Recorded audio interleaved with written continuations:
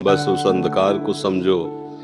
कहीं सांसारिक मित्र को, सांसारिक भोगों को, इनको प्रकाश मत समझ लेना। कहीं सांसारिक अनुकूलता को, इनको कृपा मत मान लेना। वास्तविक बात है, जब हमारा इस संसार में कोई हितैषी न दिखाई दे, कोई प्रिय न दिखाई दे, कुछ अपना न दिखाई दे, तब एक रास्ता बचता है जो असली है, वो है प्रभु का। उनको स्वीकार कर ले। सब यहाँ कोई प्रिय नहीं। तुमसे जो प्यार करेगा शोषण करने के लिए, उसको कुछ तुम में दिखाई देगा इसलिए तुमसे प्यार करेगा। तन धन कुछ भी, अगर उसको कुछ नहीं नजर आएगा तो तुम्हें कितना भी प्यार करता रहो, अंगूठा दिखा देगा। कोई भी यहाँ कोई प्यार व्यार नहीं, सब नाटक चलता है। केवल अपनी वासना की पूर्ति के लिए ही कोई किसी से प्यार करता है। अगर वासना की पूर्ति शब्द हटा दिया जाए तो प्यार की असलियत हो जाए। किसी से भी, दोस्त से, किसी का भी किसी से प्यार हो। अपने लोग कोई बाबा जी आकाश से नहीं बने हैं, यही पैदा गृहस्थी में हुए, संसार में ही पढ़े लिखे हैं, संसार में ही रहे, संसार का ही खाया, अभी संसार में ही है, सब पता है। कोई किसी से प्यार नहीं करता। अपनी वासनाओं की पूर्ति जहां होती है, हमें अच्छा लग रहा है इसलिए हमसे प्यार करते हैं। जिस दिन हमें अच्छा नहीं लगा उस दिन हम हर वो बात करेंगे जिससे हमसे दूर हो जाए। ये प्यार है क्या? प्रभु का आश्रय लेकर प्रभु का नाम जप करो। और अगर संसार में गृहस्थ में भी जाना है तो उनसे प्रार्थना करो कि प्रभु हमें ऐसा परिवार मिले जो आपकी भक्ति से युक्त हो, आपके धर्म से युक्त हो। ये तभी मिलेगा जब आप धर्म से युक्त रहेंगे, आप सुरक्षित रहेंगे, आप पवित्र रहेंगे। यदि आपने अपने पहले ही जो सामग्री अर्पित करनी है वो पूजा की सामग्री अपवित्र कर दी तो आप पूजा लायक ही नहीं, तो पूजा क्या होगी? समझ, हमारी इशारे को समझ लेना। जब तक ब्याह ना हो तब तक हर बच्चा बच्ची को पवित्र रहना चाहिए। व्यवहार करो, मित्रता करो, हमें कोई विरोध बात नहीं। लेकिन वो हमें शराब पिलावे, हमें गांजा पिलावे, हमारे साथ व्यभिचार करे, कहे हम फ्रेंड रहे, चाहे वो इधर पक्ष का हो चाहे इधर पक्ष का, फ्रेंड नहीं है, वो शत्रु है, दुश्मन है, जो हमारे आचरणों को भ्रष्ट कर रहा है, जो हमारे स्वभाव को बिगाड़ रहा है, जो हमारी पवित्रता को नष्ट कर रहा है, जो हमारे गुरुजनों पर अनुशासनहीनता ला रहा है। हम माता पिता का अनुशासन, शास्त्र का अनुशासन, धर्म का अनुशासन छोड़ करके मनमानी आचरण करें, अंधेरा ही अंधेरा, फिर क्या है? ये संसार भी तुम्हारे लिए सुखद हो जाएगा। धर्म से चलो, पवित्रता से चलो। किसी भी नशे में कोई सुख नहीं है। जो भगवान के नाम में नशा है वो किस में सुख हो सकता है? आप जब के तो देखो, बड़े से बड़े भयानक कष्ट में भी आप आनंदित रहेंगे। दोनों किडनी फेल है, अगले दिन डायलिसिस होता है, कितना कष्ट होता है किडनी फेलियर, कोई वही जानता है जिसकी किडनी फेल होती है। आपके सामने बैठे हैं, बात कर रहे हैं, कष्ट में है, इस समय वर्तमान में भी कष्ट में है। क्या कर? अगर प्रभु के नाम का और प्रभु के चरणों का भरोसा ना, तो अभी धज्जियां उड़ जाए हमारी, अभी हम डिप्रेशन में पहुंच जाए।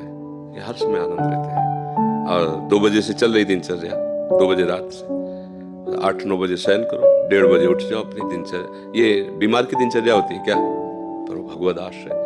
आप ऐसे मित्र को मित्र बनाओ जो हर परिस्थिति में आपका सहयोग करे।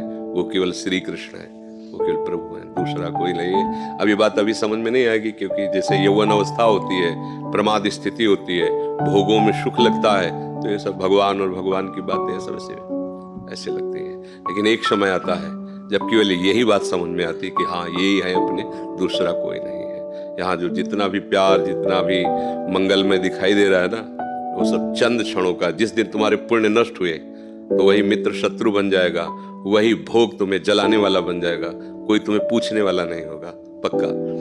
हम छोटे थे तो एक रिश्तेदार के यहाँ गए थे। गर्मियों की छुट्टी में बच्चे जाते हैं ना अपने संबंधियों के यहाँ, 1 महीना की छुट्टी होती है, तो वही घूमने का अवसर मिलता है, तो परिवार के सदस्य जन छूट दे देते हैं, बहन के यहाँ, मौसी के यहाँ, मामा ऐसे। तो बहन के यहाँ गए थे, तो बहन की जो पति की बहन होती है उसे नंद कहते हैं, वो उनके यहाँ ले गई थी।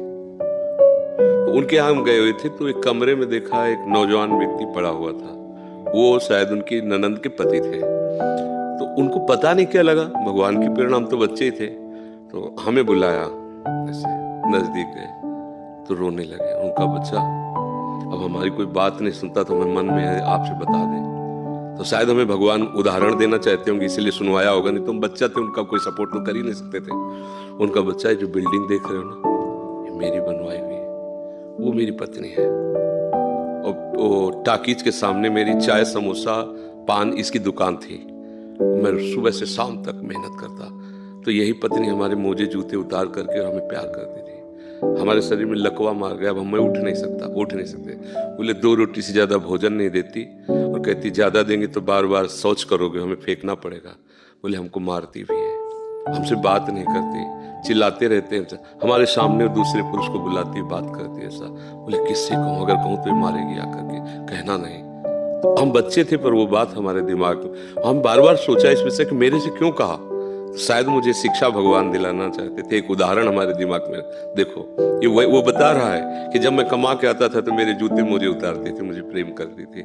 आज वही पत्नी है, मेरा ही सब वैभव है, मुझे रोटी भर पेट है, क्योंकि लकवा मार गया, शरीर बेकार हो गया, अब वो पड़ा ऐसे। अब उस व्यक्ति का कौन मित्र होगा? कोई प्यार से बात, तभी तो हम बच्चे थे, हमें बुलाया, कोई प्यार से बात नहीं कर सकता। वही व्यक्ति है जिसने अपने जीवन को सजाने की चेष्टा की। लेकिन एक मित्र है जिसको नहीं जानता था, इसीलिए अगर उस मित्र को जानता होता तो उसको रोना नहीं बनता, वो केवल उसी से बात करता और जीवन बदल जाता। वो कर तुम अकर तुम अन्यथा कर तुम। सच्ची मानो, हमें डॉक्टर ने कहा था आज के कम से कम 17 वर्ष पहले, दिल्ली के थे, सब जांच की, उनका बाबा तुम संत हो इसलिए तुमसे कोई छुपाव नहीं है, तुम्हारा कोई घर का नहीं कि जिससे मैं बता सकूं, तुम्ही से डायरेक्ट कह रहा हूं। 2-2.5 वर्ष, आखिरी 5 वर्ष, एक किडनी खत्म और आप मर जाओगे। तो इसलिए बता रहे हैं कि आप भजन कर लो बस 2-2.5 वर्ष और। हमने भी ठान लिया था कि हाँ ठीक है ऐसा ही। आज 17 वर्ष तो हो ही गए, लगभग 17 वर्ष, बड़ा लंबा सफर है। अभी आपके सामने बैठे, फेल भी है और पास भी है, नहीं पास है।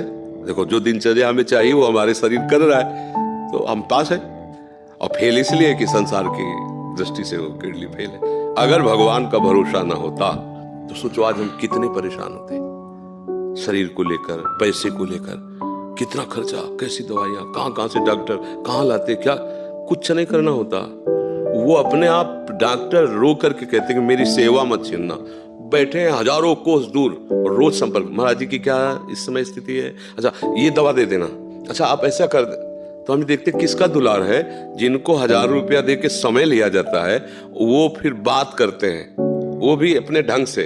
आश्चर्य की बात, वो डॉक्टर, उसे दुनिया से क्या मतलब, रुपये से मतलब है। लेकिन श्री जी, ये है प्रभु का प्रताप। हर व्यवस्था कैसी तुम्हें बताया, जब हम उनकी तरफ देखते तो हजारों हाथों से दुलार करते नजर आ रहे हैं, हजारों हाथों से प्यार करते नजर आ रहे हैं। ये कैसे चलता? अब हमें कुछ किसी से मांगना नहीं, किसी से कुछ कहला नहीं, अपने आप सब व्यवस्था होती है।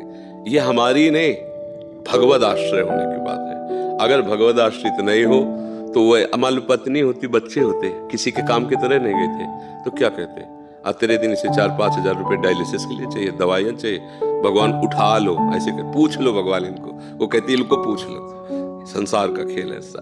तो ये हम कोई तुम्हें कहानी नहीं बता रहे, सच्ची बात कह रहे। अभी अंधकार है और भगवान का आश्रय ले लो, आनंदित रहोगे। आज आपको नहीं समझ में आएगा, किसान खेती बोता है तो तुरंत फसल नहीं काटने को मिलती, थोड़ा समय लगता है। ऐसे आप अपने जीवन को भगवान में समर्पित कर दो, नाम जप करो, रहो उसी संसार में, वैसे ही रहो। हम ये नहीं कहते बाबा जी बनो, गंदे आचरण मत करो, गंदा नशा मत करो, गंदा व्यवहार मत करो, भगवान इसी से प्रसन्न हो जाएंगे। आप ज्यादा जप तप भले मत करो पर गंदे आचरण मत करो, और भगवान का सहारा वो सब कुछ संभाल लेते हैं, बहुत समर्थ है।